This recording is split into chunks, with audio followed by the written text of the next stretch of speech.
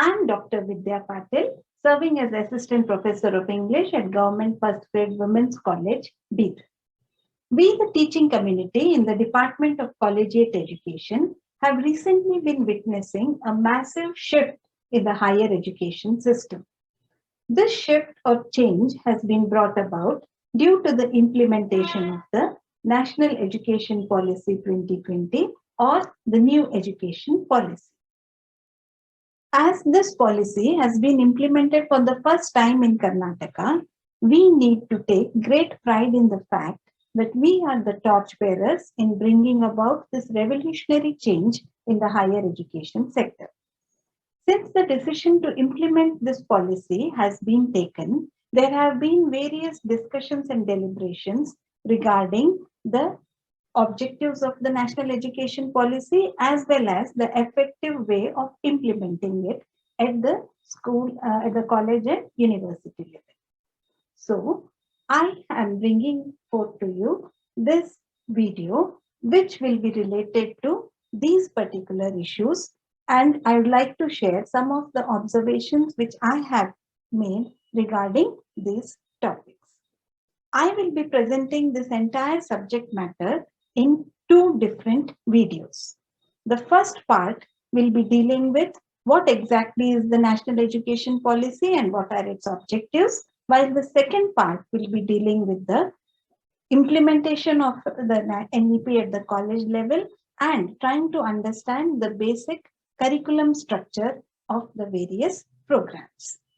So friends, let us now begin with this video. So friends, as I have already told you that this first video will be devoted to trying to understand what exactly is the National Education Policy 2020 and what are its main objectives.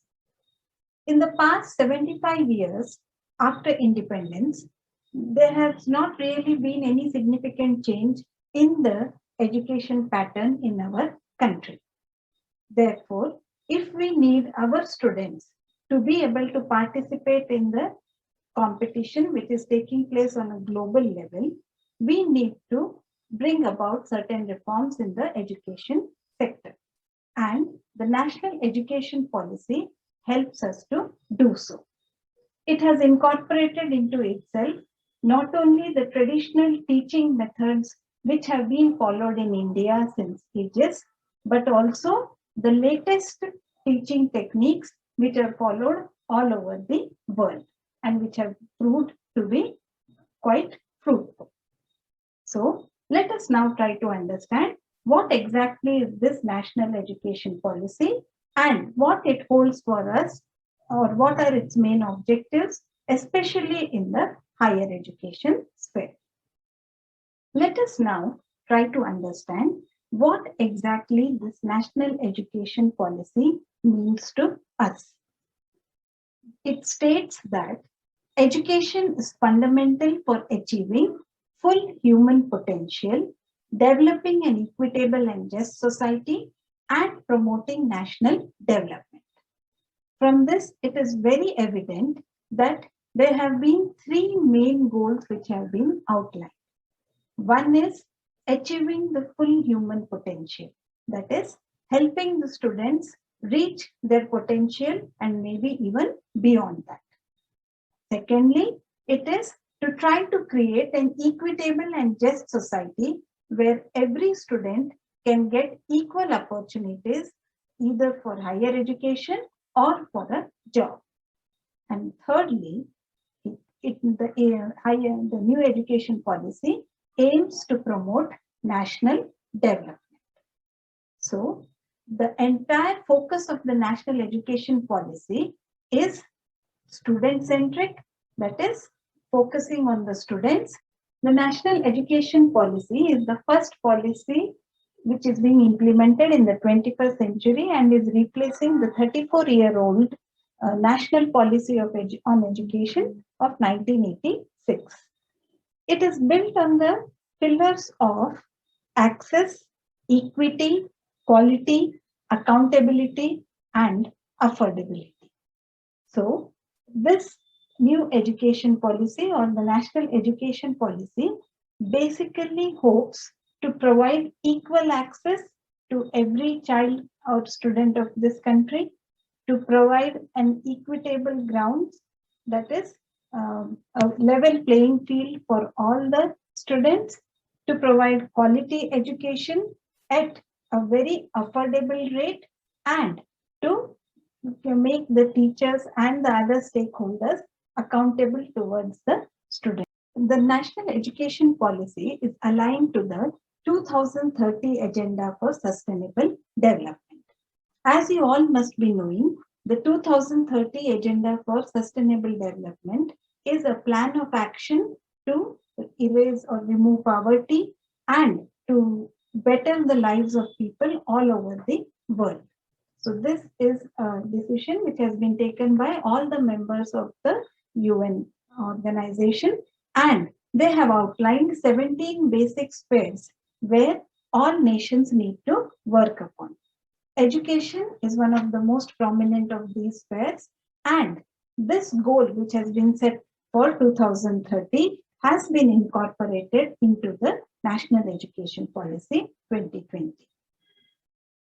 The National Education Policy aims to transform India into a vibrant knowledge society. So, we need to learn to include technology as a part of our daily teaching activities. Also, this national education policy will help us to go on to become the global knowledge superpower. The national education policy aims to make education both at the school and college level more holistic. That is, it aims to bring about the all-round development of the child. Also, one of the major and significant changes from the previous education system is the multidisciplinary nature of the new education policy. Here, this multidisciplinary nature and flexible nature of the education system will be suited to the 21st century and will also help to bring about the inner potential of the student to the fore. Let us now look at some of the key principles on which the National Education Policy 2020 is based on. One of the first major principles is respect for diversity and the local context. The National Education Policy stresses on the fact that the local context needs to be reflected in the curriculum at every stage. Secondly, equity and inclusion is supposed to be the cornerstone for any educational decision which is taken. That is, we need to involve students from all backgrounds, irrespective of their religion, caste, creed, gender, etc. Community participation is another very important factor which plays a major role in the national education policy. Also, use of technology in the teaching learning process has been stressed upon. They have emphasized on conceptual understanding rather than the rote learning which is prevalent right now. So, the new education policy deals with trying to make the students understand the actual concept so that they have a better knowledge about the given topic. Also, the new education policy tries to recognize the potentiality of each student and encourage the student in his particular sphere of interest. Another important principle of this policy is to develop critical thinking and creativity in order to boost the logical decision-making ability of the students and also to develop innovation among students. The new education policy will be playing a major role. Lastly, a continuous review or assessment of what the student is learning during the entire academic year. This will also be given a lot of emphasis. So, the national education policy looks into all these different issues. Another important aspect of the National Education Policy 2020 is the transformation which is going to take place in the curricular and pedagogical structure of our education system. Now, we will be having a foundational stage of 5 years where there will be 3 years of Anganwadi or preschool learning and 2 years, that is class 1 and 2. So a child right from age 3 to about age 8 will be coming under this foundational stage where there will be play and activity based learning. The next stage will be a preparatory stage of 3 years. This is for students from classes 3rd to 5th and the age group 8 to 11. Here emphasis will be given to discovery, activity-based and interactive classroom teaching learning. The next stage will be the middle stage, that is from classes 6th to 8th and age group 11 to 14. In this stage, they will be giving emphasis on experiential learning in science, mathematics, arts, social sciences, and humanities, so that the student has information on all these different subjects. Finally, the secondary stage, that is of 4 years, which will be from class 9th to 12th and the age group 14 to 18. Here, there will be a multidisciplinary study which will enable the students to have creative thinking, critical thinking, and will be very much flexible in nature, where the students will have the choice to select the subjects. In the higher education sector, we find that the undergraduate course will now be for 3 or 4 years, while the PG course will now be for 1 or 2 years. Now, the student who takes admission in any particular stream, if he decides to exit at the end of the first year, will get a certificate. If he decides to exit at the end of the second year, he will be getting a diploma in the given subject. At the end of the third year, he will be getting a degree, that is a undergraduate degree. But if the student wants to continue with his 4th year, he can do so with a specialization in a particular subject. When he completes this 4th year honors degree with research, he will be eligible to go in directly for PhD. But if he opts for the 4th year and completes his honors degree without research, he can then go in for 1 more year of a PG and then go in for PhD. So in this way, one of the unique features of the new education policy, which is being implemented at the higher education level, is the multiple exit and entry options, which is available for the students. Earlier, students, if for any reason had to discontinue their studies, they would have to face a lot of problems and they could not continue or go back from the same level at which they had left. But now a student can discontinue and then whenever things are more favorable for him, come back and join the main course. Now, when we look at the national education policy and the way it is being implemented in the higher education, we can see that it aims to bring about a more holistic education. So, the entire education policy at the higher education level is shifting towards a more holistic education, that is an all-rounded approach. Also, there is optimal, it aims at preparing an optimal learning environment for the students and create a strong support base for the students. They also, the new education policy aims to motivate and develop a capable faculty. Teacher education, that is our B.Ed courses, will be undergoing a drastic change under this new education policy. Also, they are trying, it will be reimagining the vocational education. So more emphasis will now be given to vocational education, with vocational courses being included as a part of the curriculum. Professional education, that is professional courses, will also be taking a major shift in their approach towards higher education. One of the most important aspects of the national education policy is to promote high quality research. So as in order for our country to progress and develop, it is very necessary that we develop some high quality research in all spheres, and the new education policy hopes to do so. Creating effective governance and leadership skills among students is another important aim of the national education policy. The entire regulatory system of the higher education sphere will be undergoing drastic changes. The national education policy will also promote Indian languages, arts, and culture. So, special emphasis will be given on the local art and culture and try to include it in as a part of the curriculum.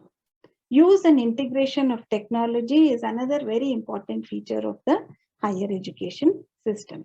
And finally, the restructuring of the institutions is also going to take place under this National Education Policy 2020 in the higher education sphere.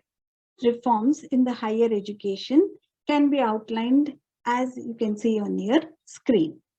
One of the most important aims or objectives of the higher education in the new education policy is that they hope to achieve 50% gross enrollment ratio by 2035.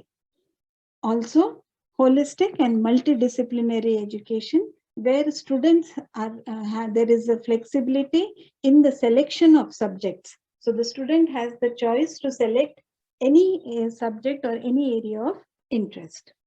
There will be multiple entry and exit systems as we have already discussed. So the UG program may be for 3 or 4 years, while the PG program will be for 1 or 2 years.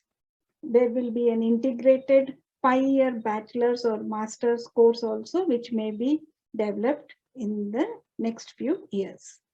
MPhil course will now be discontinued. One major aspect of the national education policy for higher education is the credit transfer and academic bank of credits. This, I think, we in the teaching community need to understand that now the student will be able to have his own academic bank of credits, and if he wants to change his institution for any reason, he can very easily change from one university to the other and carry forward his credits which he has accumulated during that particular academic year. Also, higher education institutions will now be classified as research intensive universities, where more stress will be given on conducting research, teaching intensive universities, where emphasis will be more on teaching, and most of the colleges will now turn into autonomous degree granting colleges. This may not take place immediately, but this is what is waiting for us in the future. So friends, I think you must now have got a brief idea about what exactly is the national education policy and what are the major changes which are going to be brought about in the higher education sector. The second part of this video will be dealing with how this national education policy is going to be implemented at the school and college level, and we'll try to understand the different aspects of the new policy as well as how the curriculum and the structure of the curriculum. So please surely watch the second part of this video also. Thank you.